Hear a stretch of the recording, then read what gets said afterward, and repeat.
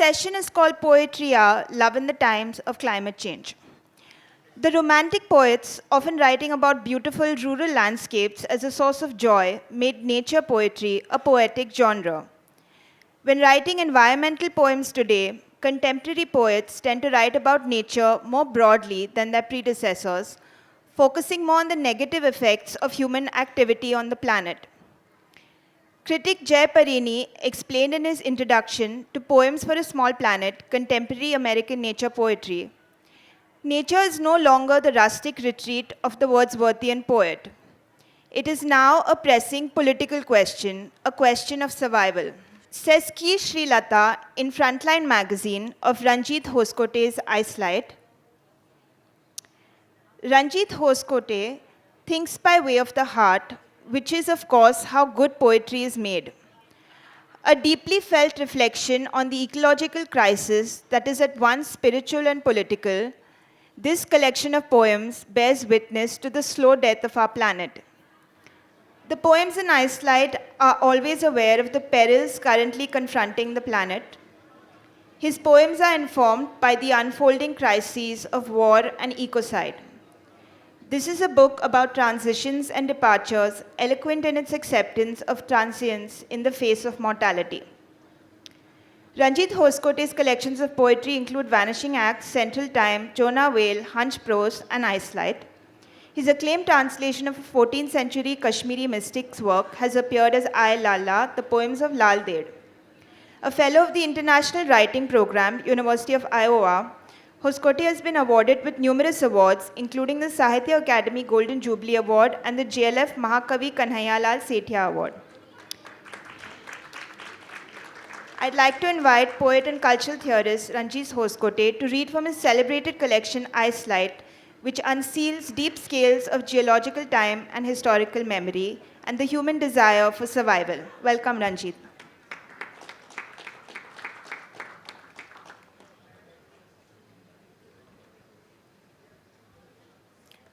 Thank you so much, Anisha, and thank you, all of you, for being here this evening. In some profound way, writing about nature has always been political. I'm thinking back centuries, when you think about Kalidasa's Meghadutam, a great cartography from the perspective of a cloud. The overarching frame of Meghdut is exile, it's political expulsion and needing to relocate yourself. Likewise, any of these romantics who we think were simply writing about daffodils and so forth, Wordsworth, Shelley, Keats, they were all writing under the sinister sign of industrialization, the displacement of populations, and the disenfranchisement of people. So to write about nature is really always a political commitment. With which dire words I'm going to start reading some of these poems. This one's called Witness. Did we say some of them were going to go up on the screen? That'd be that, as it may. Witness. Speak, earth, in constellations of dew bud and darkening ray, turning to coal and slate in the cold mine shaft where I laid my hand on cryptic passages carved from tidal night, while voices hurried through the locked air, men with sharpened arrows. Look for him. I've found the seedbed, earth. I wait for you to say it's time. Let me tell you why you're here.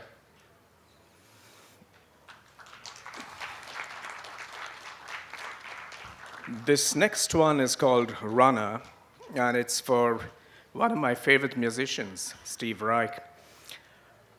But the figure at its heart comes from somewhere else. It's really a way of thinking about Ashwatthama, the genocidal, accursed, immortal figure who really dominates part of the Mahabharata.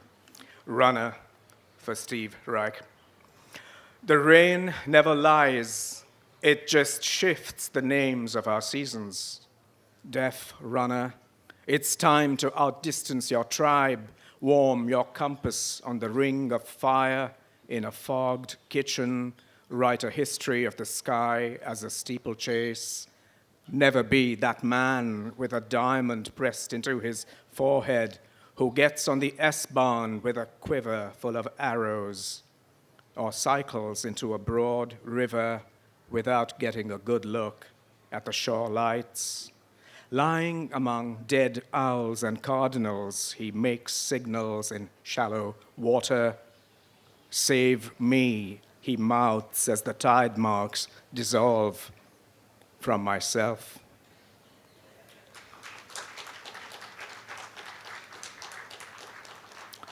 I'll read one called bait.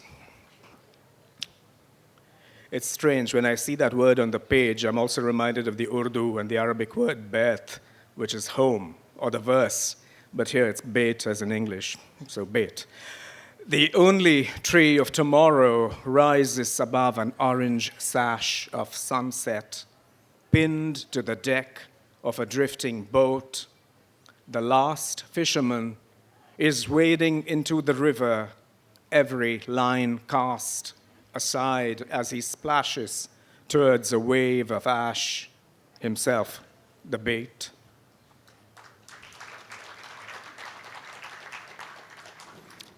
Continuing this maritime way of approaching the world, this next one is called Miramar.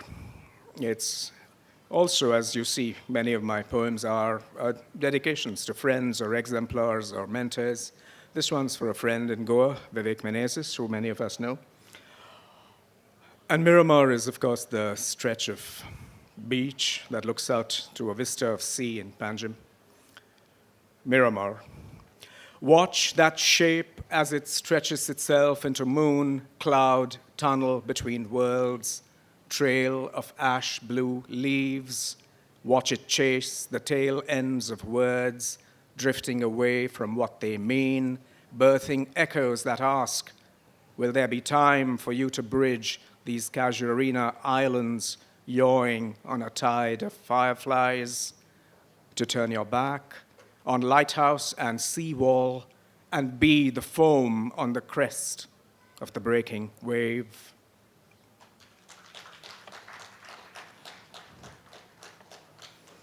Krishna's End, an episode that has fascinated me endlessly since I was a child. What does it mean for a god to die? What does it mean for a god to be cursed? To have presided over an orgy of slaughter in the form of a war, but then to die at the hands of a hunter. Krishna's End. Gurgle of rising waters, the tide is right, cries of gulls, you thrash through sludge to stay in the dance. Stay, slay, let go the blade, take the arrowhead aimed at your heel, falter, fall, struggle to your feet in the forest of the gods as it sinks.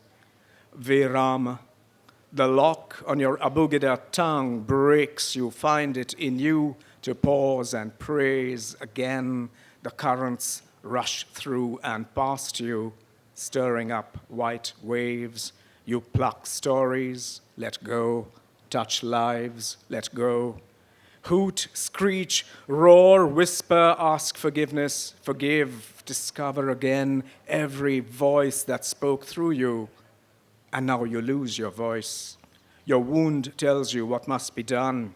One last look back at the fading mangroves beyond which the city you ruled till an hour ago is burning. You slip into the weighted canoe. The tide is ripe.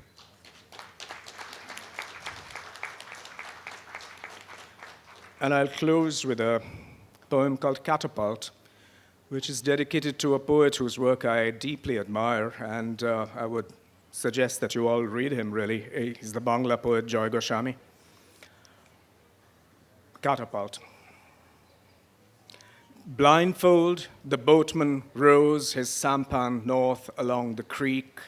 The currents ripple in his wake, veined with green, gravid with slick. Once out in the middle of the water, he stops, lets the waves buffet and talk his course. As he throws coins to twisting left and churning right, whatever it is, it's coming for us, hurling back all we hurled at it. On the shore, the boatman's twin has zipped on his spacesuit. He's humming a zero-gravity tune as he hoses every street and roundabout with bleach. Who can lasso the cyclone hurtling above their heads, or corral the fever that's riding through town, smearing huts, towers, shanties with streaky red crosses? Whatever this is, who can breathe its name? Thank you for your attention.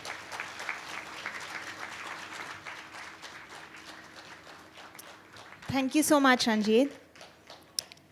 Says Abhay K, I think it is the power of poetry to operate at all sensory levels and change our consciousness gently that makes it such a powerful agent of change, including changing our mindset towards protecting the environment. In his translations of Kalidas, the classical poet emerges as an eco-poet of very high sensibility and empathy, as he describes the plight of animals in different seasons in Ritu Samhara. Translating the classics also led Abhay to write a book-length poem, Monsoon, which features an Indian poet diplomat in Madagascar who exhorts the monsoon to take his message to his beloved in the Kashmir Valley. Through the journey, the book also portrays the feelings of emotions of many species which are on the verge of extinction due to biodiversity loss and climate change. Abhay K is an award-winning poet, editor, translator, and diplomat whose dozen poetry collections, including Celestial and Monsoon, have been widely translated. He has edited several anthologies of Indian poetry and penned the Earth Anthem, translated into over 150 languages. I'd like to invite Abhay to read from his work.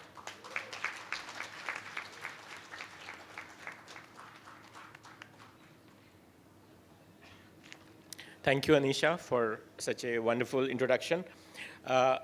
Let me begin with the Earth Anthem, because our planet does not have an anthem. So it's my suggestion and my attempt to have a common anthem for all of us, not only for human beings, but also for all the species who share this beautiful planet with us. Our cosmic oasis, cosmic blue pearl, the most beautiful planet in the universe. All the continents and all the oceans. United we stand as flora and fauna.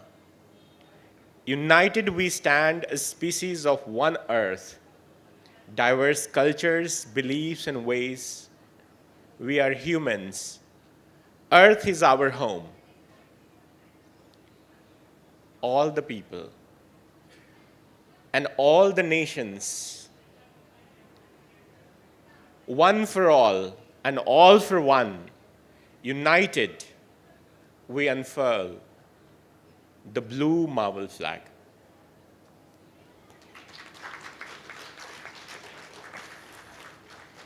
And now let me take you through monsoon.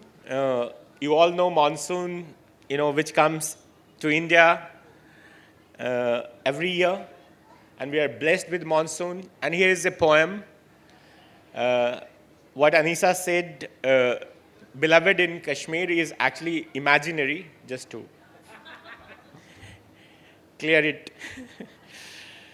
I wake up with your thoughts, your fragrance reaching me all the way from the Himalayas to the island of Madagascar, brought by monsoon from the blessed Himalayan valley to the hills of Antananarivo on its return journey.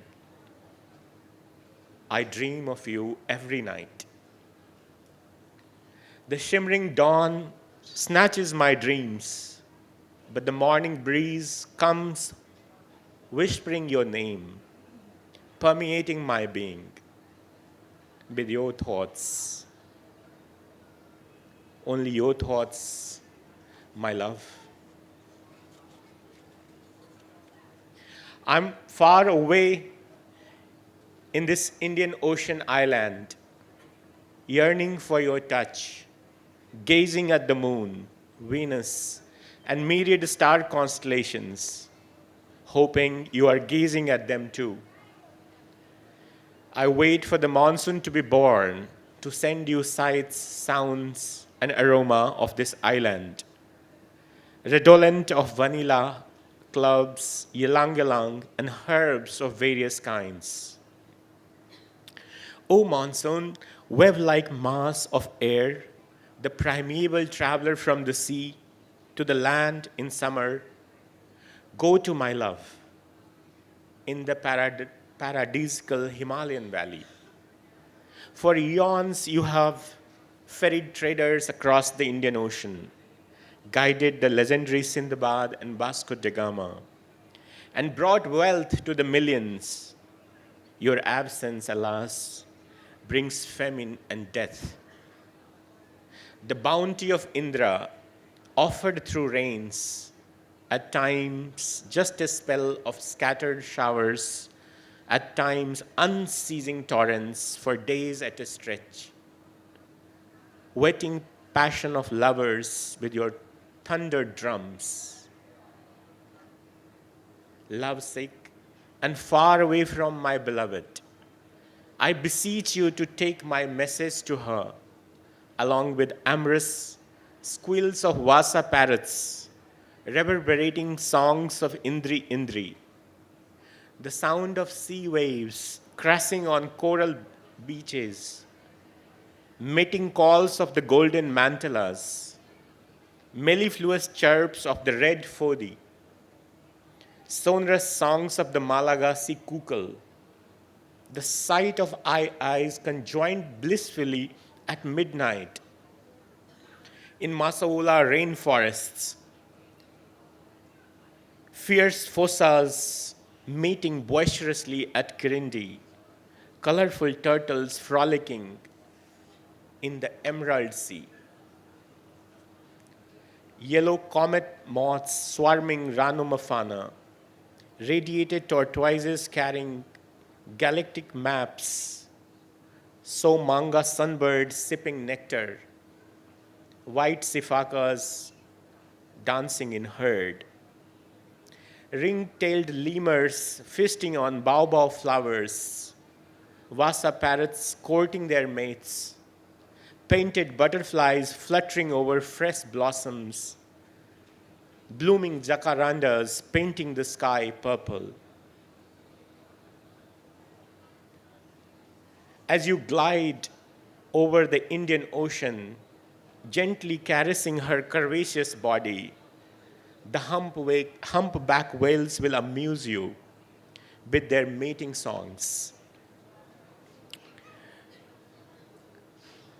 Upon arriving in idyllic Mauritius, you will be greeted by Le Morne, Brabant, home to rare mandriate flowers. Rejuvenate them with your rain showers.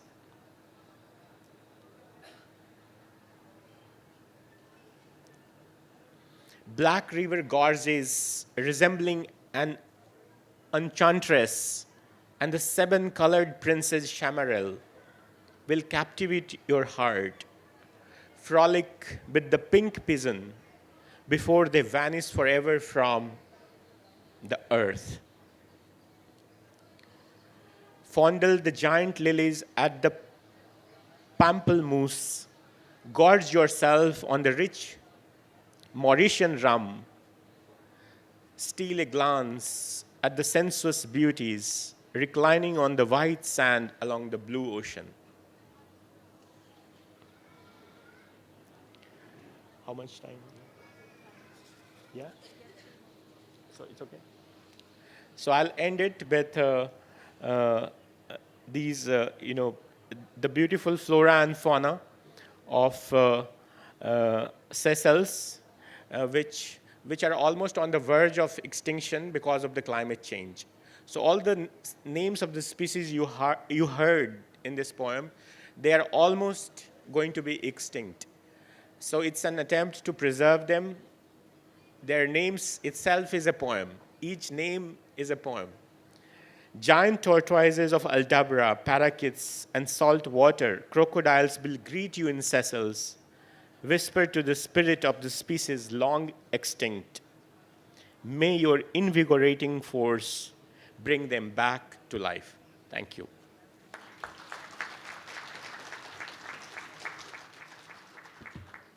Thank you so much, Abhay.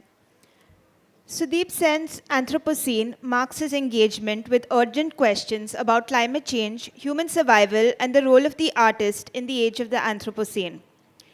This is a hybrid genre work that reinvents literary form as an aesthetic response to accommodate unprecedented happenings in history.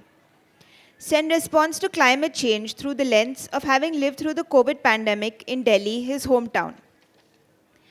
Anthropocene, climate change, contagion, consolation, while engaging with climate change, the most urgent topics that face humanity now, is ultimately a prayer for positivity and hope.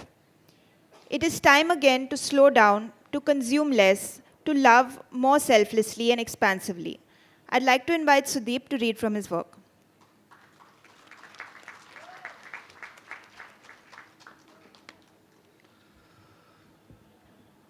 Good evening, namaskar, adab, sat sri akal.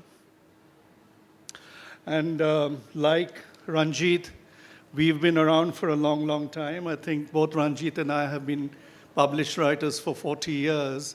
So inevitably in our later work, we tend to dedicate poems to friends and mentors. It happens naturally.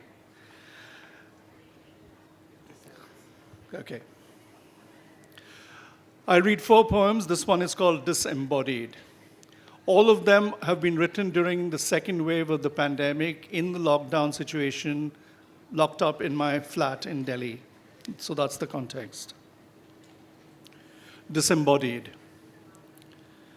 My body carved from abandoned bricks of a ruined temple, from minaret shards of an old mosque, from slate remnants of a medieval church apse, from soil tilled by my ancestors.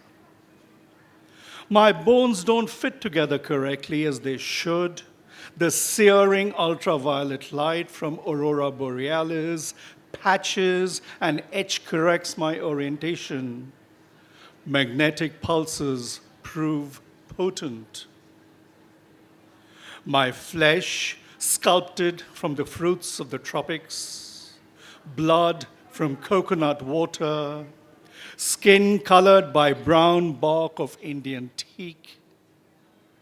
My lungs fueled by Delhi's insidious toxic air, echo asthmatic sounds, a new vinyl dub remix.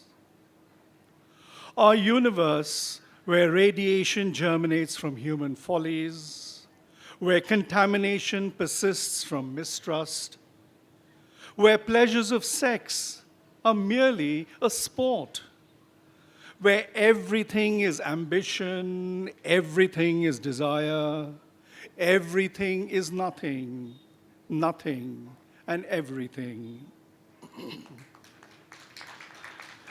White light everywhere, but no one can recognize its hue. No one knows that there is color in it, all possible colors. Body worshipped not for its blessing, but its contour. Artificial shape shaped by Nautilus.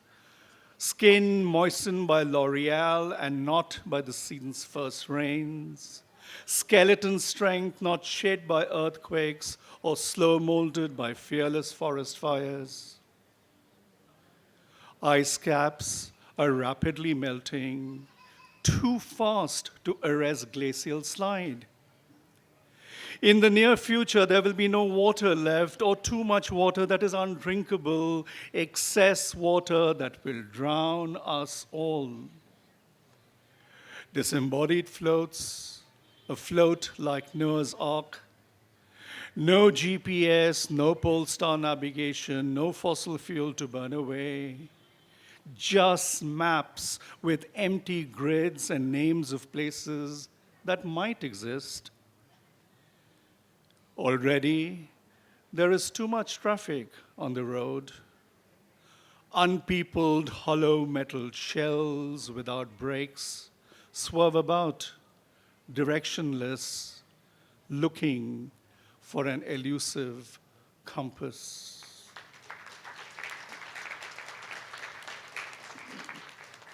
Thank you. The next poem is called That Is I.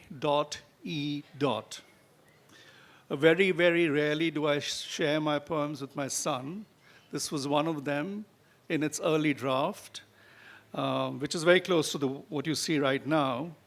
And surprisingly, he actually responded to me saying, Baba, I think it's very beautiful, but I have no idea what you're talking about. But to me, that was a big compliment because at least his aesthetic nerves were tingled.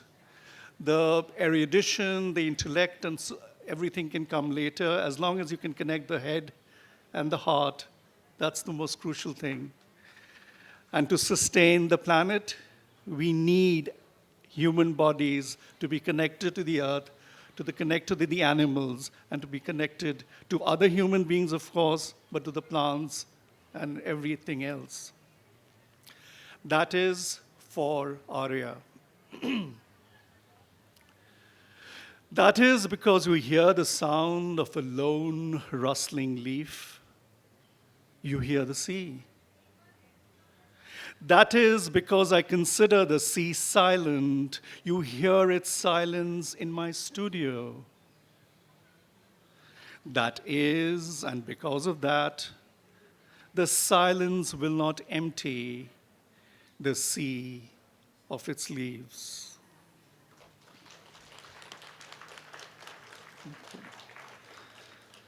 This is very, very kind, being clapped after every poem. This happens in mushairas, of course, but Angrezi poetry reading mein kabhi nahi hone wala ye. Only in our country, thank God. And this one's called Hope Light Leaks. And of course, again, written around the same time, it has references to the George Floyd episode, Black Lives Matter, and so on. Has an epigraph from Martin Luther King Jr., and I quote, "Darkness cannot drive out darkness. Only light can do that." Late at night, light leaks, spilling beyond the door's rectangle edge. A cleaving schism, its shape a partial crucifix, a new resurrection. Light's plane waxes, wanes, viral loads, expands, contracts. Photons spill, conduction sparks. Light slow removes cataracts veil.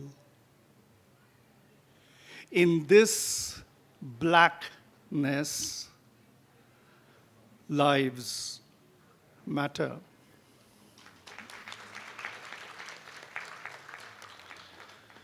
And I'll end with a poem called Om, a Ceremony. Since it's on the screen, all I need to tell you is the italicized lines are from a poet I truly greatly admire. One time a friend, but he passed on too soon. These are lines from the Kashmiri poet Agha Shahid Ali, who you must read. Not only because he wrote brilliant poetry, but it'll make you a quieter, better human being. This was the time also during the second wave when the middle of Delhi was being dug up to build all those new structures. Om, a ceremony.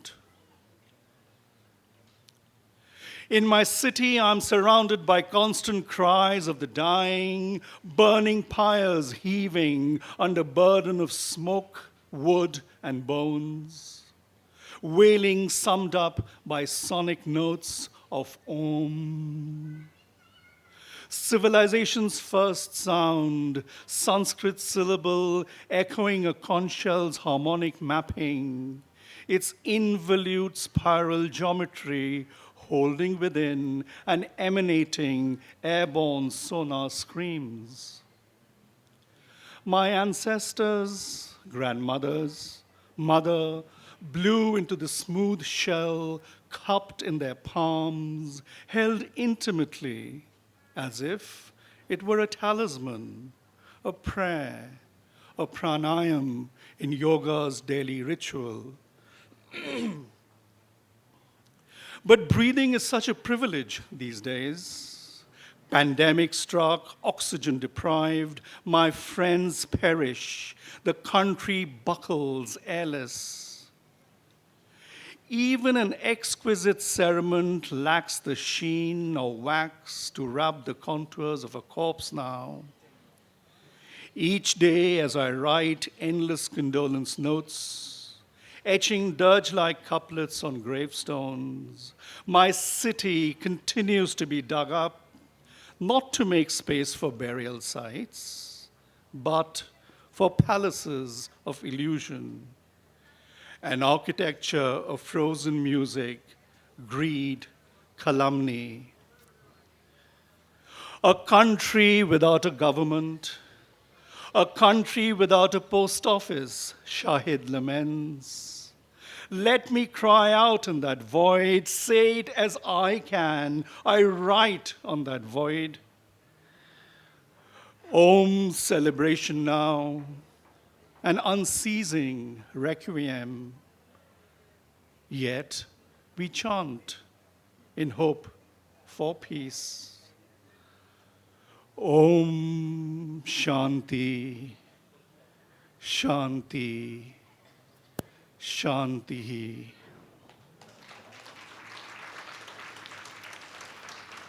Thank you.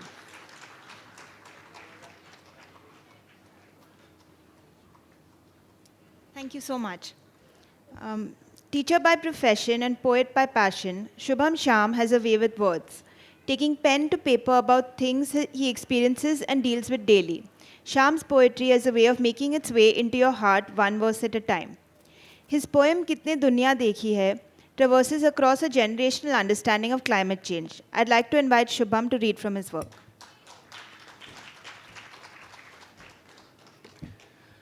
नमस्ते सभी को sir ने कहा English के poem को तालियां नहीं मिलती, मैं हिंदी के कवि सम्मेलन वाला आदमी हूँ, आपको बजानी पड़ेगी वरना हमारी गाड़ी आगे नहीं बढ़ती है।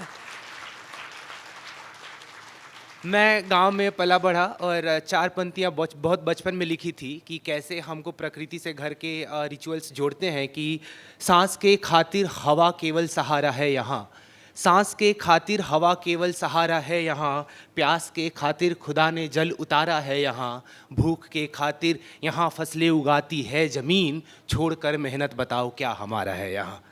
हाँ जी, आपको ये अगली कविता कन्वर्सेशन है मेरी नानी और मेरे बीच, ऑब्वियसली इमेजिनरी है, मतलब इस तरह की हुई नहीं थी बट आर्टिस्टिक लिबर्टी। तो आप पूरी कविता में जहाँ आपको अच्छा लगेगा, जैसा लगेगा आप तालियां वगैरह बजाते रहिएगा। मैं डिस्टर्ब होने का आदी हूँ, मैं पेशे से गणित का टीचर हूँ तो मुझे पता है बीच में बच्चे टोक देते हैं, मज़ा आता है, आप बजाते रहिएगा कि ज़माने में मोहब्बत के बहुत से रूप हैं लेकिन, ज़माने में मोहब्बत के बहुत से रूप हैं लेकिन जो नानी में नाती में पनपता है मोहब्बत है। वो छुट्टी होते गर्मी की वो नानी घर चले जाना, जो नाती जाके नानी से लिपटता है मोहब्बत है। गुज़रता वक्त फिर ये प्रेम एक नए रूप में ढलकर उलझता है ये नानी से कई बहसों में, फिर अक्सर इन्हीं बहसों में फंस नानी फसाने खोल देती है, इकट्ठा है जिहन में वो खजाने खोल देती है। ऐसी ही एक बहस चली थी नानी और मुझ में एक दिन कि किसकी आंखों ने दुनिया ज़्यादा देखा है। ऐसी ही एक बहस चली थी नानी और मुझ में एक दिन कि किसकी आंखों ने दुनिया ज़्यादा देखा है। मैंने हंस के बोल दिया रहने दो नानी, जीवन भर एक गांव देखा तो क्या देखा है। नानी की आंखें इतराई चुप हो गईं हंस के, मैं उलझ के सोच रहा हूँ इसी भाव में फंस के, सोच रहा हूँ क्या सोचा होगा नानी ने मन में, सोच रहा हूँ क्या सोचा होगा नानी ने मन में, देख सकी बस एक गांव ही अपने इस जीवन में। नानी छिटक गई मुझसे जैसे पत्ते शाखों से, बोल पड़ी कितनी दुनिया देखी नन्ही आंखों से। मैं फिर बहुत अकड़ कर बोला शहर शहर घूमा हूँ, किस्म किस्म की चीज़ें कहीं पहर पहर झूमा हूँ। मैं फिर बहुत अकड़ कर बोला, शहर शहर घूमा हूँ, किस्म किस्म की चीज़ें खाई, पहर पहर झूमा हूँ, लहर समंदर जंगल देखे अंबर को रातों में, लहर समंदर जंगल देखे अंबर को रातों में, पर्वत देखे झरने देखे बर्फ गिरी आँखों में, मैंने पत्थर पर उतरी इंसानों की नक्काशी देखी, कान्हा का वृंदावन देखा, महादेव की काशी देखी। नानी तुमने धरती से आकाश निहारा है जी भर, नानी तुमने धरती से आकाश निहारा है जी भर, मैंने धरती को देखा उस अंबर के ऊपर चढ़कर। नानी के चेहरे पर नानी के चेहरे पर वही एक भाव अभी तक ठहरा था, पर उनकी आंखों में कुछ तो था जो बहुत ही गहरा था। नानी बाहर देख रही थी और कहा धीरे से, बेटा, नानी बाहर देख रही थी और कहा धीरे से, पत्थर की तुलना करता है बेटा तू हीरे से। अच्छा है, अच्छा लगता है, अच्छी चीज़ें देखो तुम, अच्छा है, अच्छा लगता है, अच्छी चीज़ें देखो तुम, पर जो दिखती है दुनिया उतनी है ये ना सोचो तुम। दुनिया बदल रही है बेटा, आंखों ने बदलाव जिया है, मुट्ठी से यूं रेत फिसलते जाने का वो भाव जिया है। मत कर तुलना अपने पर्यटन का मेरे अनुभव से, मत कर तुलना अपने पर्यटन का मेरे अनुभव से, थक गई हैं आंखें दुनिया की दुनियावी वैभव से। याद तुझको अपने आंगन में गौरैया रहती थी, दिन भर चहक चहक के जाने क्या ही हमसे कहती थी। आबो हवा को जाने क्या ही हुआ अचानक, अब किसी के घर नहीं दिखती गौरैया। तुझे पता है पहले मौसम 6 होते थे, गर्मी वर्षा शिशिर शरद हेमंत वसंत। कभी कभी गर्मी में बारिश होती है, कभी कभी सूखा पड़ता बरसातों में। देखना पहले कृष्णा जी के जन्मदिन पर कितनी बारिश होती थी उन रातों में। पहले तो छठ से ही सर्दी पड़ती थी, अब तो 1-2 हफ्ते सर्दी पड़ती है। मैंने देखा बेमौसम बरसातों में खड़ी फसल बर्बाद होती है रातों में। बढ़ती गर्मी धरती खातिर कहर हो गई, मैंने देखा नदी सिमट के नहर हो गई। नदियाँ दूर हुई तो उत्सव खोता है, अब तो बेटा छत पर ही छठ होता है। अब तक बाहर देख रही थी किस्सा कहती जाती थी, अब तक बाहर देख रही थी किस्सा कहती जाती थी। पहली बार पलटकर नानी ने मेरा चेहरा देखा, नानी ने मेरी आंखों में खौफ उतरते भी देखा। गालों पर थपकी देकर फिर बोली कि देखो बेटा, ऐसा नहीं कि सब कुछ ऐसे स्वर्ग स्वर्ग सा था पहले, और तुम्हारी पीढ़ी ने ही नरक मचा के रखा है। पहले वालों ने बेटा कुछ कम तमाशा नहीं किया, पाबंदी सब पे डाली, खुद ऐश किए अय्याशी की। तेरी पीढ़ी ने ये आंदोलन का वीरा उठा रखा, कसम बताऊं बहुत उम्मीद है तेरी पीढ़ी से मुझको। मुझे पता है जान लगाता है सब पर, इसीलिए तू सबसे प्यारा है मुझको।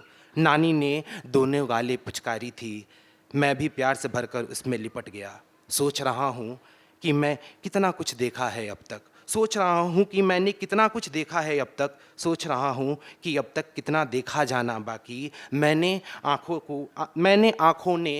आँखों ने जगहों को बदल बदल कर देखा है, मेरी आँखों ने जगहों को बदल बदल कर देखा है, नानी की आँखों ने एक ही जगह को बदलते देखा है। बहुत बहुत शुक्रिया।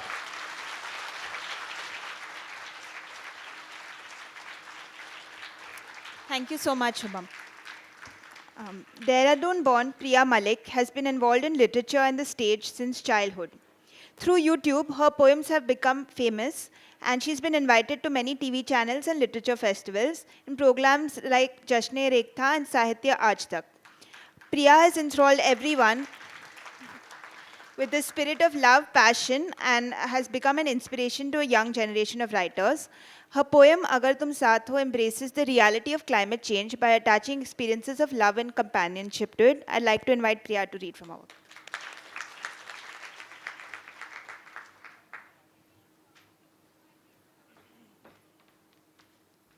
नमस्ते, कैसे हैं आप लोग? तो मैं इंग्लिश और हिंदी दोनों वाली कविता वाली हूँ। तो आप ताली बजा भी सकते हैं और बैठ के आराम से एंजॉय भी कर सकते हैं। I tried to get 3 poems out here today. One was English and 2 were Hindi, but I think we will only stick to the 2 Hindi ones in the paucity of time.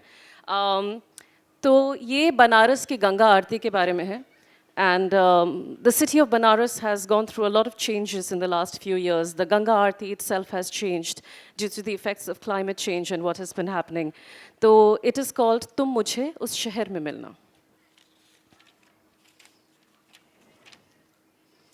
तुम मुझे उस शहर में मिलना जहाँ गंगा के घाट पर सुबह की आरती के समय रंग बिरंगे ताज़े फूल हाथ में लिए दिए की जलती हुई लौ को ठंडी हवाओं से बचाते हुए मैं तुम्हारा इंतज़ार करूँगी। मैं रजवाड़ों की गुलाबी मीनाकरी सी दुर्लभ, मैं जंतर मंतर की वेदशाला सी निराली, मैं रामनगर के किले से भी ज़्यादा खूबसूरत, मैं उस शहर की गलियों से भी ज़्यादा सुरीली। लाल साड़ी ओढ़कर, सोने की बालियों को कानों में पहनकर, चूड़ियों सी खनकती हुई, गंगा सी मचलती हुई, जैसे गले में पहना कोई प्रेम का हार हो, जैसे नौका को भी सिर्फ नदिया से प्यार हो, मैं ठीक वैसे ही तुमसे मिलने आऊँगी। आओगे ना?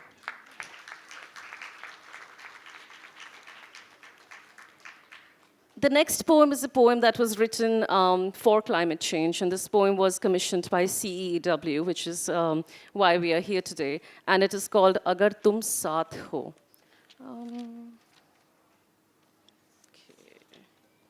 Too many papers I'm dealing with. Obviously, we are cutting too many trees. I'm dealing with too much paper here. Chaliye. तुम पूछते हो मुझसे कि क्या तुम्हारे लिए मेरा प्रेम कभी बदलेगा? वैज्ञानिकों का कहना है कि अगले 100 साल तक पृथ्वी पर सब कुछ बदल जाएगा। ज्यादा बर्फ पिघलेगी, महासागर बढ़ेंगे, कहीं गर्मी बढ़ेगी, कहीं सर्द हवाएं, कहीं बारिश होगी और कहीं सूखा पड़ेगा, कहीं तेज तूफान आ सकता है, समुद्र सूख सकते हैं, सूरज कम या ज्यादा धूप दे सकता है, सब कुछ बदल सकता है। लेकिन तुम्हारे लिए मेरा प्रेम ठीक वैसा ही रहेगा जैसा हमारी पृथ्वी को रहना चाहिए। मेरा प्रेम उस बर्फ की तरह है जिसके इंतज़ार में गर्मियाँ गुजारी जाती हैं। मेरा प्रेम उस महासागर जैसा है जिसमें इश्क की नदियाँ मिलाई जाती हैं। मेरे प्रेम की गर्मी सर्द मौसम में गर्म चाय के प्याले जैसा काम करेगी। मेरे प्रेम की सर्द हवाएं रेगिस्तान की आँच को भी शीतल बना रखेंगी। सुनो, मेरे प्रेम की बारिश में तुम बूंदों से दोस्ती कर लेना, और अगर बाढ़ आ जाए तो प्रेम की सूखी धरती पर बस एक बार कदम रख लेना।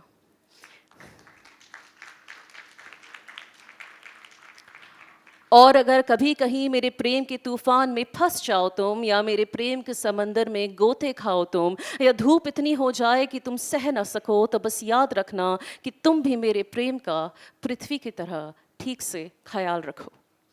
तुम उस आदमी की तरह रहना जो जानता है कि हम आज जो कर रहे हैं ठीक उसी पर हमारा कल आधारित होगा। मेरे प्रेम के पानी और शक्ति को संजो कर रखना। 100 साल बीत जाएं तो क्या, 100 साल बीत जाएं तो क्या, ये प्रेम ना बदलेगा ना कम होगा अगर तुम साथ हो। अगर तुम साथ हो तो ये प्रेम पृथ्वी की तरह, और ये पृथ्वी प्रेम की तरह हमेशा के लिए अडिग रहेगी। शुक्रिया। Thank you very much.